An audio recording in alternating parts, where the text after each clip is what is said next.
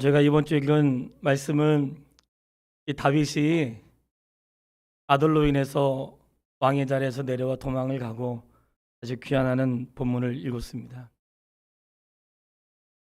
운전을 하는데 아침에 안개가 확 떠가지고 하나도 안 보이는 거예요. 근데 평상시는 다 보이는 길인데 안개 때문에 보이지 않더라고요. 우리가 다 알지만 하나님이 가려두시면 볼 수 없고요. 보게 하시는 것까지만 볼 수 있습니다. 때로는 하나님 우리에게 어떤 건 보게 하시고 어떤 거는 가리게 하신다는 생각도 들어요. 우리가 가는 길이 다 보이기 때문에 가는 것 아닙니다. 보이지 않지만 하나님을 신뢰함으로 믿음으로 가는 길인 줄 믿습니다. 12년 전에 개척할 때에 우리 아이들이 저 알고 따라온 거 아니에요. 부모가 가자고 하니까 그냥 따라온 거예요. 자녀들은 뭐 알고 가는 거 아닙니다. 부모가 가자고 하면 가는 거고, 이민 가자고 하면 이민 가는 거고, 이사 가면 이사 가는 거고, 뭐 알고 따라가는 거 아니잖아요. 마찬가지로 신앙생활도 하나님 우리를 인도하실 때 다 나를 이해시키지 않습니다. 때로는 이해하지 않는 것도 이해가 되지 않는 것도 있지만 우리 하나님을 신뢰함으로 믿고 가는 그 길 신앙생활의 길인 줄 믿고 승리할 수 있게 되기를 주의 이름으로 축원합니다. 사무엘하 15장에 보면 다윗이 압살롬으로 인해서 쫓김을 당하게 돼요. 근데 압살롬이 하루아침에 계획한 게 아니라 정작 4년 동안 반란을 준비하고 하는데 이 압살롬의 마음을 알고 있지만 압살롬이 도망가게 된 이유는 그의 형 암논을 죽였잖아요. 그리고 죽인 이유가 이 압살롬의 누이를 강간했기 때문에 그러니까 그러한 가정 안에 슬픈 역사가 반복되고 있을 때에 압살롬은 4년 동안 반란을 꿈꾸고 있었습니다. 4년 동안 반란을 꿈꾸면서 압살롬이 했던 일은 무엇이냐면 백성들의 마음을 사는 일이었어요. 이 백성들의 마음을 사는 일이라 재판을 하러 올 때에 왕에게 하지 못하게 하고 자기에게 오게 해서 백성들의 마음을 훔쳤다고 하는데 이 말씀이 15장 6절에 보면 압살롬의 행함이 이와 같아서 이스라엘 사람들의 마음을 압살롬이 훔치니라. 이 마음을 훔쳤다는 것이 마음을 도둑질했다는 거거든요. 그러니까 압살롬이 4년의 그런 기간 동안에 백성들의 마음을 훔치기 시작했어요. 자신의 반란을 준비하기 위해서. 근데 이 말씀을 읽는데 우리가 어떤 일을 하기 위해서 사람들의 마음에 들기 위해 쓰잖아요. 그 사람 마음에 들어야 또 뭐 알바도 할 수 있고 직장도 갈 수 있고 그 사람 마음에 들어야 뭐 좀 형통할 수 있는 길도 있잖아요. 압살롬도 반란을 꿈꾸기 위해서 4년 동안 백성들의 마음을 근데 한 가지 하지 못한 게 있었어요. 하나님의 마음을 훔치지 못. 너무나 확 깨달아지는 거예요. 내가 살면서 사람들의 마음을 돌이키게 하려고 애쓰고 그 사람의 마음을 좋게 하려고 애쓰고 그리고 그 사람을 잘 보이게 해서 뭔가 내 어떤 유익을 위해서 애쓰는데 정작 내 인생의 주관자가 되시고 내 삶을 인도하시는 하나님의 마음을 훔치지 못한 그의 자녀들이 얼마나 많은가. 이런 것들을 깨닫게 됐습니다. 우리가 사람의 마음에게도 들게 되겠지만 하나님 마음에 들기 위해 애쓰는 그런 믿음의 사람이 되기를 바랍니다. 이 압살롬이 반란을 꿈낄 때 그저 아무것도 모르고 그저 따라갔던 사람들에 대한 말씀이 11절에 있어요. 그들은 압살롬이 이 헤브론에서 왕이 되는 일을 하는데 그냥 쫓아간 거야. 알지 못하고. 압살롬이 무슨 일을 꾸민지도 모르고 쫓아갔던 사람들에 대한 이야기가 나오면서 그들은 압살롬이 꾸민 일을 알지 못하고 그저 따라가기만 했던 자들이었어요. 우리가 이 시대를 살아가는 날 동안 성도에게 주신 사명이 있습니다. 아유 대통령 나하고 아무 상관없고 말이지. 옆에서 무슨 일이 있든지 세상에 뭐 어떻게 돌아가 나와 상관이 없을까요? 상관이 있습니다. 하나님 우리를 이 시대에 2020년도에 살게 하신 것은 한 세대를 사는 날 동안 하나님이 허락하신 그 기간 동안에 하나님의 사람으로 살면서 하나님의 선하신 뜻을 쫓아 그리고 하나님 원하시는 방향으로 내 삶을 이루어 가야 될 책임이 있다는 사실을 기억하기를 바라요. 정부와 대통령이나 주변에 사는 일들이 나와 상관없는 일이 아니에요. 그것은 내가 살아가는 날 동안에 하나님의 그릇된 일을 할 때 거기에 대해서 애통할 줄 알아야 돼요. 하나님의 말씀이 어긋나는 길로 세상에 갈 때 기도할 수 있어야 되고 뭔가 그 일을 향해서 하나님 이 시대를 나에게 맡겨주었단 말이에요. 이것은 지도자들에게만 해당되는 것이 아니라 모든 주의 자녀들이 마찬가지.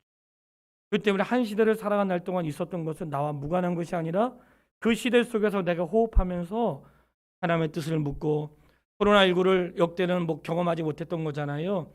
그럼 이 시대 가운데 우리가 어떻게 해야 할 것인가?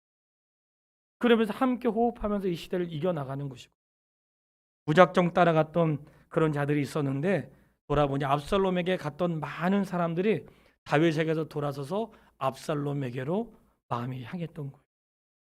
아니, 다윗은 성군이고 그는 하나님을 경외하는 자인데 어떻게 그의 마음에, 백성들이 그의 마음을 다윗에게서 돌아서서 압살롬에게 향할 수 있을까?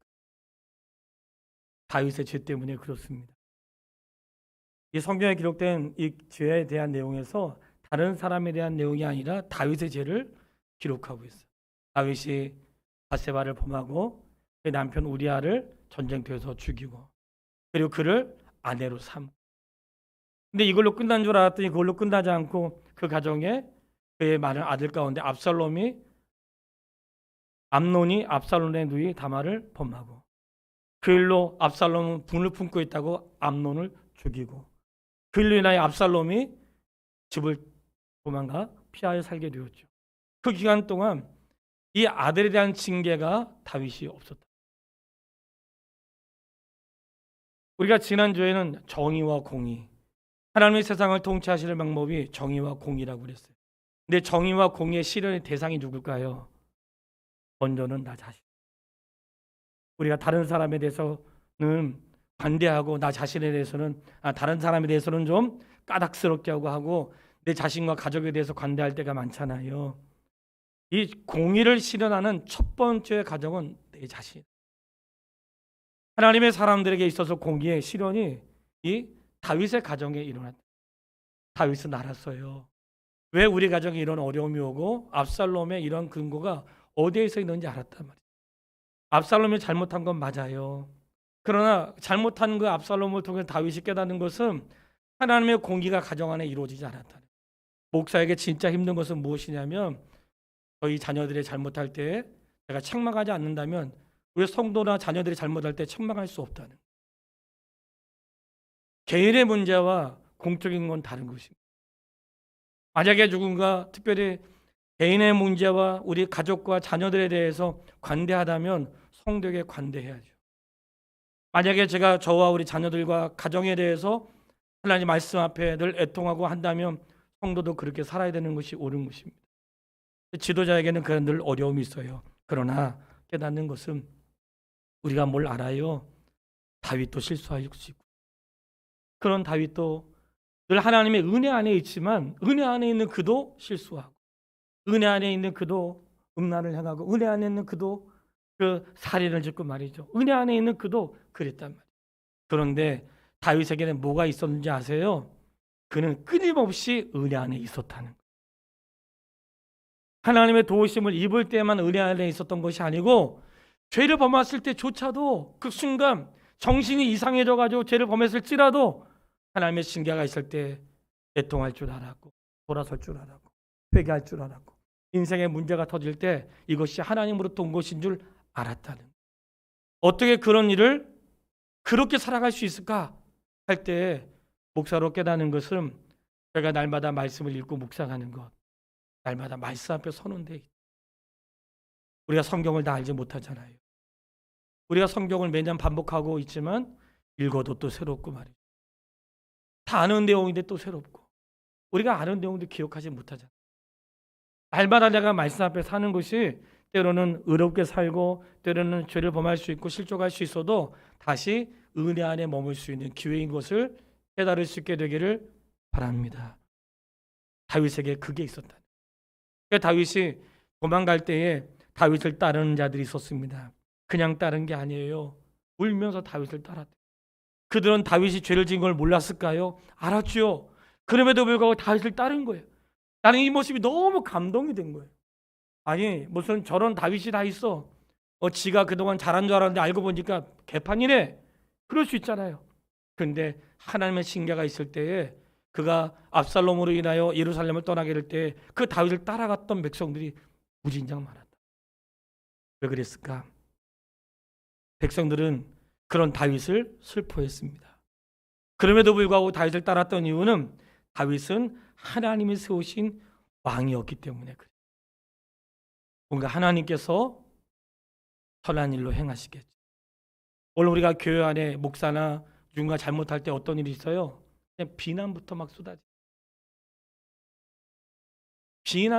비난 그리고 어떤 그 불편한 일들이 막 일어나기 시작하는 거예요. 그런데 이런 성경의 교훈을 통해서 우리가 아는 거예요. 돌아서는 건 언제든지 돌아설 수 있잖아요. 그렇게 깨닫는 것은 그 일을 슬퍼했다는 거예요. 그를 책망하거나 비난하기 전에 그 일을 슬퍼했다는 거예요. 왕으로서 죄를 범했던 것을 백성들이 슬퍼하고 왕의 가정에 슬픈 일이 있었다는 것을 백성들이 슬퍼했다. 왕도 죄를 범할 수 있다는 것을 슬퍼하고 그와 함께 동행했던 것은 다윗의 탁월함이 아니라 하나님이 다윗에게 긍휼을 베풀어 주시길 원하는 그런 마음이 그들에게 있었고 그런 과정을 통해서 우리가 뭘 깨달을 수 있을까요? 함께 슬퍼하고 함께 죄를 이겨내면서 함께 믿음의 길을 가는 것입니다. 저는 우리 교회가 그랬으면 좋겠습니다. 목사가 잘못하고 장로님 잘못하고 성도 중에 누가 죄를 범했을 때 비난할 게 아니라 정말 함께 슬퍼하고 이 잘못을 하나님이 신원하여 주시고 혹시 하나님 우리가 성숙하지 못한 것 있다면 우리를 이 기회에 성숙시켜 주시고 잘못을 받아들일 수 있는 믿음도 주시고 그리고 하나님의 신원하심을 기다릴 수 있는 은혜도 기다리면서 함께 성숙해 나갈 수 있는 우리 믿음의 가족 되기를 주의 이름으로 축원합니다. 그때 제사장을 통해서 법궤를 가지고 오는 거예요. 이 도망가는 다윗에게 법궤를 가지고 온 거예요. 그때 다윗이 했던 것이 있는데 같이 읽었으면 좋겠어요. 15장 25절 말씀. 15장 25절 말씀 우리 같이 합독하도록 하겠습니다. 왕이 사독에게 이르되 보라 하나님의 궤를 성읍으로 도로 메어가라. 만일 내가 여호와 앞에서 은혜를 입으면 도로 나를 인도하사 내게 그 궤와 그 계신대를 보이시리라. 아멘. 다윗이 지금 도망가면서 뭐라고 고백하는 거예요? 내가 여호와 앞에 은혜를 입으면 내가 다시 돌아와 예배할 수 있을 것이다. 하나님 앞에 내 삶이 은혜를 입으면 다시 돌아와 예배드릴 수 있다는 믿음의 고백이 있었다는 거예요. 이 말씀 안에는 내 인생의 모든 순간에 하나님의 도우심과 은혜가 있어야 되죠. 다윗은 지금 도망가고 있는 상황에서 법궤가 지금 마치 하나님이 나와 함께 하시는 것 같잖아요. 그러나 그 법궤를 움직이지 않고 하나님이 내게 은혜를 베풀어 주시면 내가 다시 돌아와 그분을 예배할 수 있으리라. 다시 제 삶을 하나님께 맡겨. 그러니까 우리가 코로나와 같은 상황에서 어떻게 할 수 있는 하나님 우리에게 은혜를 베풀어 주시면 다시 온 성도가 일상을 회복하여 하나님께 와서 예배드리게 될 수 있는 날이 오게 될 줄 믿습니다. 근데 이것만 고백한 게 아니에요. 26절 말씀. 그 다음에 고백도 있어. 한 가지만 한 게 아니야. 26절 그러나 그가 위와 같이 말씀하시기를 내가 너를 기뻐하지 아니한다 하시면 종이 여기 있사오니 선이 여기시는 대로 내게 행하시옵소서. 아멘. 이것도 빼놓지 않았다는. 근데 만약에 하나님 나를 기뻐하지 않으시면 하나님 뜻대로 해주세요. 이게 다윗의 고백이었어요. 왜냐하면 하나님은 항상 나의 의지보다 오르신 분인 줄 알았고 내 계획보다 항상 선하신 분인 줄 알았다는 거예요. 하나님 날 도와주세요. 이것만 기도하지 않았던 거예요. 하나님 혹시 나를 기뻐하지 않으신다면 하나님의 선이 여기시는 대로 내게 행하여 주십시오. 우리 중에 이런 기도하는 사람이 누가 있습니까? 그저 날 도와달라고 하고 회복시켜달라는 기도만 했지.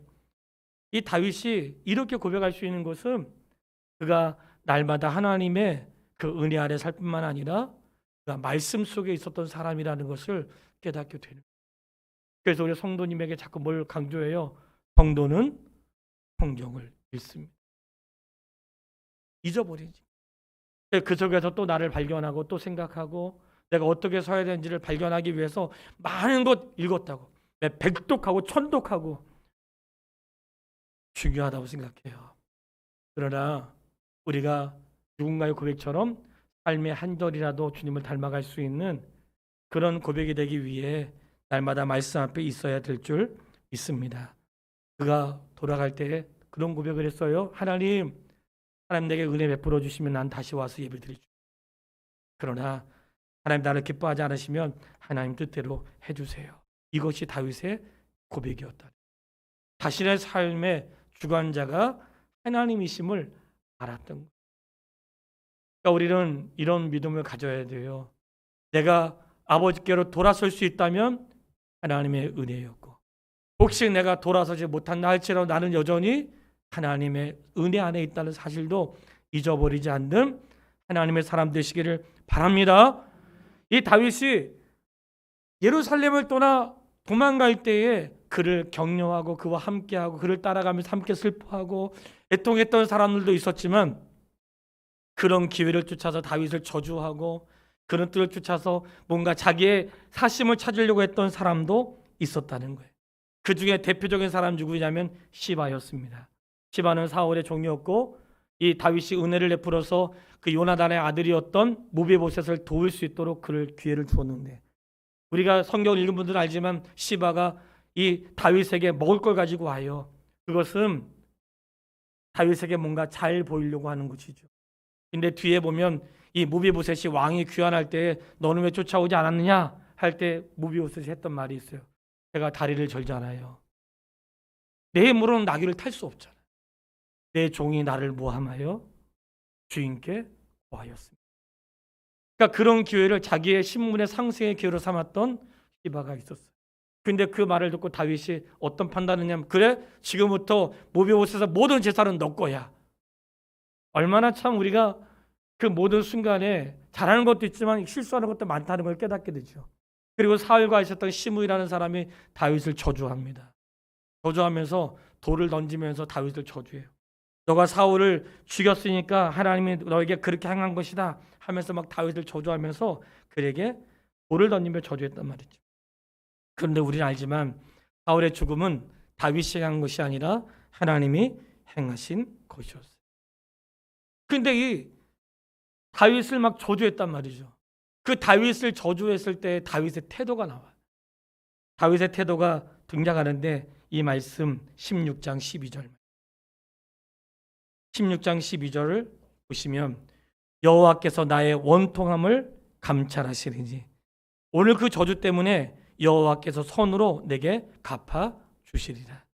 누구에게 애통을 구했냐면 여호와께서 나의 원통함을 감찰하시리니. 이것이 다윗의. 그리고는 함께하는 종들이 말해요. 시므이를 죽일까요? 했더니 죽이지 말라는 거예요. 왜냐하면 하나님께서 그의 입을 통하여 나에게 저주하라 하신 것이니까 내버려 두라는 거예요. 그러면서 하나님이 나의 원한을 감찰해 줄 것을 얘기했단 말이에요. 그럼 얼마나 우리에게 교훈이 되는 모습이에요. 살면서 나를 싫어하는 사람도 있을 수 있잖아요.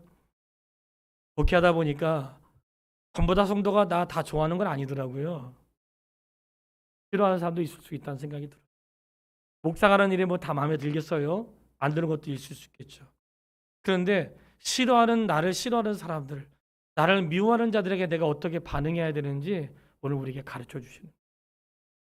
나를 저주하고 나를 비방하고 나를 통해 어떤 일을 하려고 하는 자들에게 어떻게 해야 되는지 우리에게 알려주는 거예요.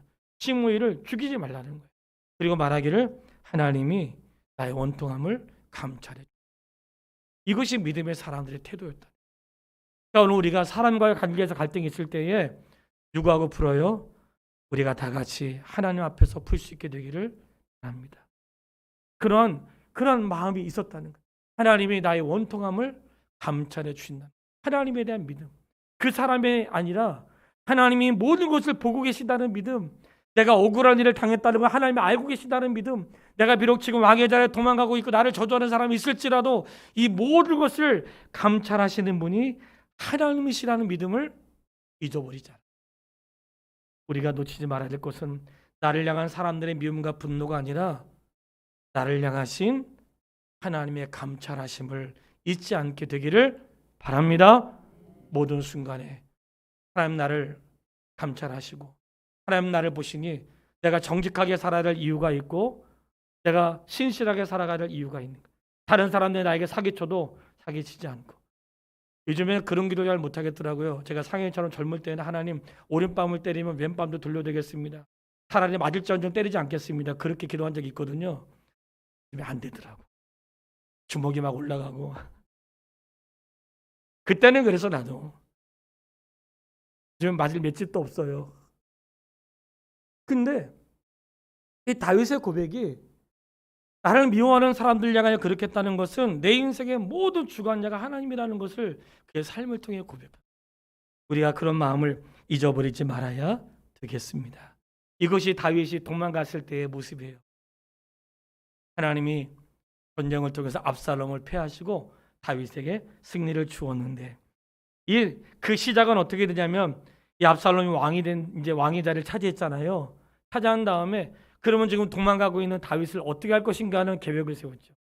아이도벨이라고 하는 사람은 원래 다윗의 그런 그 전략가였는데 왕의 몰락을 보고 압살롬에게 붙은 거죠. 그래서 아이도벨이 기가 막힌 전략을 세웠어요. 왕이요, 지금 쫓아가서 다윗당 한 사람만 죽이면 됩니다. 그럼 백성들이 왕을 받들어 섬길 것입니다. 이게 굉장히 기가 막힌 계획이었다는 거예요. 근데 다윗이 심어놓았던 사람 후세, 이 압살롬이 후세를 또 신뢰했었나 봐요. 후세에게 그의 말도 들어보자 하고 물어봤더니 후세가 왕은 전쟁에 능한 사람이고 그와 함께한 사람들이 엄청 많은데 만약에 쫓아갔다가 싸우다가 왕의 군대가 이 압살롬의 군대가 지기라도 하면 백성들의 민심이 다윗에게 돌아설 것입니다. 그러니까 조금 기다렸다가 하는 게 좋겠다고 하는 후세의 계획을 압살롬이 받아들인. 원래는 이 아이도벨의 계획이 훨씬 좋았는데 압살롬이 후세의 계획을 선택했던 거예요. 그랬는데 선택한 계획에 대해서 간섭하신 분이 있어요. 17장 14절 그 본문을 보고 싶은 거예요. 17장 14절 말씀을 찾아보세요. 우리 같이 읽겠습니다. 압살롬과 온 이스라엘 사람들이 이르되 아렉 사람 후세의 계획은 압살롬의 계략보다 낫다 하니 이는 여호와께서 압살롬에게 화를 내리려 하사 아이도벨의 좋은 계략을 물리치라고 명령하셨음이더라. 아멘. 하나님께서 압살롬에게 화를 내리시려고 압살롬이 어떤 결정을 하게 해요? 좋은 결정이 아니라 나쁜 결정을 선택하게 해요. 이 모든 계획 속에 누가 계셨어요? 여호와께서 압살롬에게 화를 내리려 하사. 이런 말씀 드리면 우리가 믿음으로 살아도 우리의 삶이 얼마나 신실하게 살아야 되는지를 돌아보게 돼요. 나는 옳다고 결정했는데 그 옳다고 결정한 것이 잘못된 결정일 수 있다는 거죠. 근데 결정에 누가 간섭하신 거예요? 하나님이. 그래서 우리 하나님의 인생의 주권은 무엇이냐면 우리가 잘하는 고백 있잖아요. 사람이 그 걸음을 계획할지라도 인도하신 분 누구세요? 하나님. 이게 바로 그런 고백인 거예요. 아무리 내가 결정해도 인도하시면 하나님이죠. 내가 아무리 선한 결정을 내렸다고 해도 결과는 주께 있고. 나는 이 자기를 유익하기 위한 결정을 내렸는데 알고 보니까 자기를 죽게 하는 결정이었단 말이에요. 그래서 매 순간 우리가 하나님의 도우심을 구해야 될 이유가 있는 거예요. 하나님이 다윗에게 이김을 주시기 위해서 그런 일들을 행하셨던 거예요. 하나님의 명령이라고 하신 것은 하나님은 자신의 목적을 반드시 이루세요. 사랑하는 성도 여러분, 우리가 말씀을 통해서 늘 깨닫는 것이지만 안 되는 것 같고 억울한 것 같고 이렇게 끝날 것 같아도 역사를 주관하신 분 누구세요? 그 사실을 절대로 잊지 마세요. 세상은 트럼프의 뜻대로 되지 않습니다. 시진핑의 뜻대로 되지 않고요. 막강한 세력에 되지 않고 그들을 마음을 주장하시고 환경을 주장하시는 하나님에게 있다는 사실을 기억하세요. 그것이 우리에게 소망이 되는 거예요. 어려움을 당할지라도 믿음으로 견디고 좋은 날에 하나님의 은혜를 생각하면서 우리에게 주어진 길을 걸어가는 것입니다. 이것이 믿음의 사람들이 살아내는 삶의 모습이라는 거예요. 압살롬이 자신의 애를 위해서 있는 계획이라 할지라도 자기를 죽이는 계획인 줄 몰랐잖아요. 하나님이 개입하고 계셨단 말이죠. 하나님은 오늘도 나의 삶을 개입하고 계십니다. 그리고는 압살롬을 죽이지 말라고 했는데 압살롬이 죽었어요. 그때 다윗이 슬퍼했잖아요. 내 아들 압살롬아, 내 아들 압살롬아. 아주 갈등이 이제 생긴 거예요. 아니, 다윗과 그를 위해서 다윗의 왕위를 지켜주기 위해서 백성들이 전쟁터에 나갔는데 그의 아들은 죽었고 백성들이 살아왔단 말이죠. 근데 이 승리의 기쁨보다는 다윗이 아들의 죽음을 슬퍼하니까 요압이 가서 얘기하는 거예요. 왕이요, 그러면 차라리 아들이 살고 우리가 죽었으면 왕이 좋았겠습니다. 이렇게 얘기했단 말이죠. 이게 바로 정의와 공의 사이에 갈등할 수 있는 문제라. 그때에 다윗의 심령에서 우리가 아는 거죠. 내 아들 압살롬아, 내 아들 압살롬아. 이것은 압살롬이 죄를 지은 거 분명하죠. 그럼에도 불구하고 그가 누구예요? 아들이잖아. 그 아버지의 괴로움이 있는 거예요. 우리가 그런 걸 통해서 하나님의 마음을 깨닫게 되는 거예요. 다윗을 통해서 하나님의 마음을 우리에게 보여주신 거예요. 내가 죄를 지은 게 분명해. 난 죄를 죽어 마땅한 사람이에요. 근데 그런 나를 향해서 내 아들아, 내 딸아. 이게 아버지의 마음이다. 그가 죄로 인하여 죽어갈 때 차라리 내가 대신하여 죽었더라면, 이게 아버지의 마음이었단 말이에요. 그러니까 다윗은 이 백성들이 마치 혼돈을 느낄 만큼 그런 상황이 있었지만 그것은 하나님의 마음이 우리를 향하여 그렇다.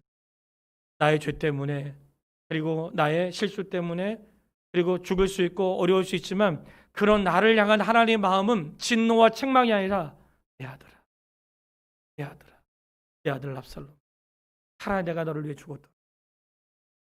하나님이 마지막까지 그 사랑의 마음을 잃어버리지 않으셨다. 그래서 독생자 예수 그리스도를 이 땅에 보내주셨고 나를 살리시려고 그분이 구신 것입니다. 이것이 아버지의 마음.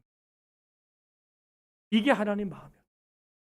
하나님의 진짜 마음은 우리가 진노 중에 망하는 게 아니고 진노 중에라도 돌이켜서 하나님 앞에 서고, 비록 원수된 자요 절망 가운데 있는 자로 있을지라도 그가 살아서 회복하기를 원하시는 것이 아버지의 마음이라는 것을 기억할 수 있게 되기를 바랍니다.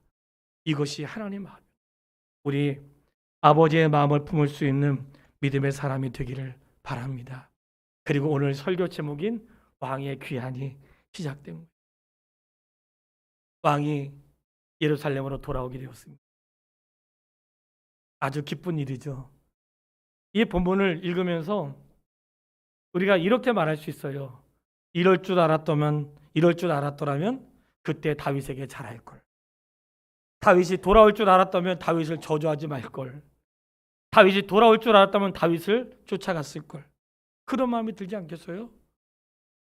상황을 보니까 다윗이 망하여 도망가는데 돌아올 것 같지 않거든. 그러니까 어떻게 해서 시므이가 돌 던지면서 저주했잖아요. 다윗이 왕의 귀환이 시작된 거예요. 왕의 귀환이 시작되는데 나온 사람이 누군가? 다윗을 향해서 돌을 던지며 저주했던 시므이가 나온 거예요. 19장 19절. 시므이가 나왔어요. 19장 19절에 보면 왕께 아뢰되 내 주여 원하건대 내게 죄를 돌리지 마옵소서. 내 주 왕께서 예루살렘에서 나오시던 날에 종의 패역한 일을 기억하지 마시오며 왕의 마음에 두지 마옵소서. 이렇게 고백을 했단 말이죠. 왕이 올 줄 몰랐던 거죠. 근데 이 말씀이 왕의 귀환이 있는 이 말씀을 들을 때 이렇게 들으세요. 주님이 다시 오시는 날 어떤 일이 있을까? 그렇게 생각하면서 말씀을 들어보세요. 예수님이 이 땅에 고난당하여 죽으시고 그리고 부활 승천하셨는데 우리가 이 땅에 예수님을 죽으심 이후의 삶을 기억하지 못하는 사람들, 예수님이 죽음으로 끝날 줄 알았던 삶의 일들을 볼 때에 많은 사람들이 시므이처럼 주님을 향하여 모욕한 사람도 있을 수 있고 우리의 신앙생활을 모욕하는 자들이 있을 것이고 있을 수 있단 말이죠. 왜냐하면 왕의 귀환을 몰랐기 때문에. 그러니까 왕의 귀환할 때 이런 일들이 있었다는 거예요. 또 한 사람 누굴까요? 무비보셋이 나와서 이제 변명하는 거죠. 내가 따라가려고 했는데 그런 사람도 있겠죠. 내 종 시바가 나를 속이고 말이지. 근데 변명하는 가운데도 모든 결정을 시바를 욕하는 게 아니라 오히려 왕의 결정에 맡기고 너 앞으로 재산 시바하고 반 나눠 했더니 이 모비오셋이 말할 때 그리하지 마시고 그에게 다 주십시오. 내가 왕이 살아온 것만으로도 내 안에 기쁨이 됩니다. 이런 고백을 했거든요. 그러니까 왕이 올 때에 별의별 일이 다 있겠죠. 원망했던 사람, 어중간하게 있던 사람. 근데 그 중에 한 사람은 바르실레인데 이 바르실레는 왕을 배웅하고 도왔던 사람. 왕이 언제 도와요? 왕이 피난 중에 있어요. 왕이 다윗이 전쟁할 때 그의 필요를 도운 자. 사랑하는 여러분, 누가 저한테 우리 교회에 하신 말씀이에요. 지난번 책을 낼 때에 그 전도부 10주년 그 책을 낼 때에 그 전도부 목사님들이 이 10주년 올 때까지 가장 도움이 되신 분들 앞에 서론을 써야 되잖아요. 책을 읽으신 분들이 계신지 모르겠어요. 서론 쓸 때 몇 사람의 이름을 댔는데 4사람 중에서 제 이름을 넣었더라고요. 제가 편집하면서 제 이름을 뺐어요. 그리고 거기다가 수원 하평교회라고 이름. 그 이유는 우리가 교회가 같이 했기 때문인데 그 중에 한 분 장영진 목사님이 했던 말이 있어요. 당신 좀 수원 하평교회 좀 배우라고. 이게 뭐냐면 다른 게 아니라 수원 하평교회는 잘하는 사람만 도와주지 않고 힘들고 어렵고 못해도 도와준다. 그 말을 들었을 때 그렇게 살라는 뜻이구나 이렇게 받았어요. 우리가 잘하는 사람만 하지 않고 우리가 그런 마음을 가져야 되는데 이 바르실레는 왕이 형통할 때가 아니라 왕이 어려울 때, 왕이 어려울 때 그의 짐을 덜어준 자였고 그리고 그를 위해 충성했던 사람이에요. 왕의 귀환이 있을 때 어떤 일이 벌어졌을까요? 다윗이 요청하는 거. 바르실레여 나랑 같이 예루살렘으로 갑시다. 그대가 내가 어려울 때 도와주었으니까 내가 이제 그대를 높이고 내가 그대와 함께 할 것입니다. 이제 그의 삶이 보장된 거잖아요. 근데 바르실레가 내가 왕과 함께 가지 않겠습니다. 난 나이가 많고 왕에게 짐이 되기를 원치 않습니다. 혹시 왕이 원하시면 저희 좀 김함을 데려가셔서 왕의 뜻대로 하십시오. 깨닫는 게 있나요? 우리가 누군가에게 선을 행하고 할 때에 거기에는 조건이 붙지 않는. 내가 하나님에 위해서 봉사할 때에 잘 되고 난 다음 그런 게 아니에요. 우리는 그 단서가 없어야 돼. 내가 교회에 뭐 했으니까, 내가 기도했으니까, 내가 봉사했으니까. 늘 말씀드리지만 죽게 하는 모든 것은 은혜로 하는 것입니다. 빚진 자의 심정으로 하는 것입니다. 복 받으려고 하는 거 아닙니다. 20배, 30배, 100배 누리려고 하는 거 아닙니다. 우리 그러려고 봉사하는 거 아니에요.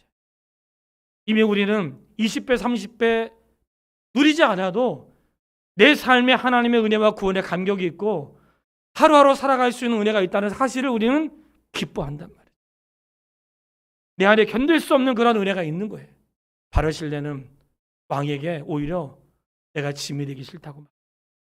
그리고는 자기의 삶의 봉사가 진짜라고 말을 해요. 이렇게 멋있는 장로님, 멋있는 권사님, 멋있는 성도님 되십시오. 살아가면서 자기 걸 주장하지 말고 내가 했다고 그러지 말고 하나님의 은혜로 하라. 우리가 무슨 일을 하든지 죽게 하듯 하고 말할 때 주님이 주신 힘으로 하고 그렇게 하라고 얘기했잖아요. 바르실레가 그런 사람이에요. 끝으로 왕의 귀환과 더불어서 이 세바라고 하는 자가 반란을 일으켰는데 반란은 정리가 되었어요. 사랑하는 여러분, 말씀을 정리하려고 왕의 귀환이 있었다는 거예요. 어떻게 될지 몰랐고 왕이 그 자리에 내려올 때 슬퍼했고 견딜 수 없었어요. 그리고 고난도 있었고 싸움도 있었는데 왕의 귀환이 있었습니다. 먼저는 다윗에게 주신 하나님의 은혜죠. 다윗에게 주었던 그 자리를 잃어버린 줄 알았는데 다시 돌이킬 수 있도록 하나님이 그에게 기회를 주었어요. 말씀을 통해 나는 성도의 위치, 내 삶의 위치에서 혹시 잃어버린 자리가 있다면 회복할 수 있는 기회도 허락해 주실 줄 믿습니다. 그것이 혹시 내가 죄를 범하였을지라도 다윗의 고백처럼 하나님, 내가 하나님 앞에 은혜 입기 원하고 그리고 혹시라도 그리하지 않아도 하나님의 뜻대로 나를 주장해 주십시오. 이런 고백이 있게 되기를 바라요. 더불어 왕의 귀환이 있었단 말이에요. 그 왕의 귀환이 있을 때 어떤 일이 있었을까요? 이런 일이 없을 것이라 생각했던 사람들 얼마나 부끄럽고, 그리고 왕의 반대편에 있던 사람들을 진멸을 당하고, 그리고 어쩔 수 없이 와가지고 자기의 죄를 고백하는 사람들이 있었잖아요. 오늘 결론은 주님이 이 땅의 왕으로 귀환하십니다. 수많은 믿음의 사람들과 함께 오세요. 그동안 믿음을 지켰던 하나님의 사람들을 위로하시고, 그리고 이 무비보셋과 같이 다리가 저려서 왕과 함께 가지 못했을지라도 그날을 기다리면서 견뎠던 하나님의 사람들을 위로할 것입니다. 그리고 그날을 온다는 사실을 기억하지 못했지만 그래도 그 왕을 도와서 바르실레와 같이 수고하고 있었고 헌신하며 자신의 어떤 유익이 아니라 그분의 영광을 위했던 사람들을 주님이 왕으로 귀환하실 때 위로하시고 동행하실 것입니다. 우리 주의 자녀들에게 권하는 것은 왕의 귀환이 있어. 주님이 다시 오실 것이고 그날에 우리의 믿음이 진짜라는 것을 증명할 수 있는 날이 반드시 올 것입니다. 사랑하는 성도 여러분, 잠시 고단하고 힘들어도 잘 이겨내시기를 바라고, 어렵다고 낙심하지 말길 바라고, 안 된다고 포기하지 말길 바라고, 하나님은 일으키기도 하시고 실족하게도 하실 수 있지만 다시 돌이키기도 하시고, 내 인생의 모든 것이 하나님의 손 안에 있다는 사실을 기억하면서 주님을 신뢰함으로 승리하시기를 주님의 이름으로 축원합니다. 우리 같이 한번 기도하시죠. 기도할 때 하나님, 왕의 귀환을 기다립니다. 저희가 그날까지 우리의 믿음을 지키게 하시고 혹시 내가 잃어버렸던 자리가 있다면 내게 회복할 수 있는 기회도 더하여 주십시오. 주님이 오신 날을 기다리면서 내 믿음 지킬 수 있도록 깨닫게 하신 은혜를 주차 같이 기도하겠습니다. 사랑 아버지 하나님, 은혜를 참으로 감사합니다. 다윗의 생애 가운데 죄도 있었지만 돌아섬도 있었고 하나님을 향한 고백도 있었습니다. 하나님 그에게 하나님 나를 은혜를 베풀어 주시면 돌아와 예배할 수 있다는 것을 고백했고, 그리하지 못할지라도 하나님 원하지 않으시면 받아들이는 기도도 있었습니다. 하나님, 그러나 그를 사랑하셨고 돌이키게 하시고 회복시켜 주셨습니다. 아버지, 저희를 불쌍히 여겨 주십시오. 긍휼을 베풀어 주십시오. 우리를 주장하여 주십시오.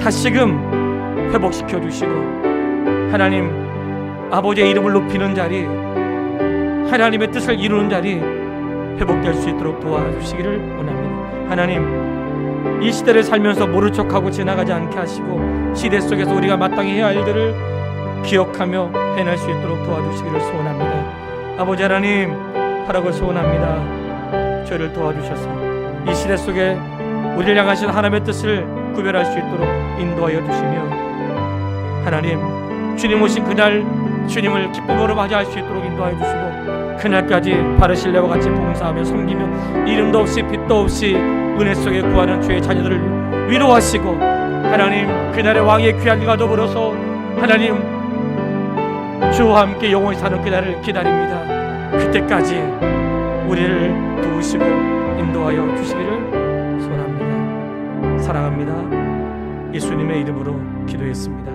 아멘. 아버지 하나님, 감사합니다.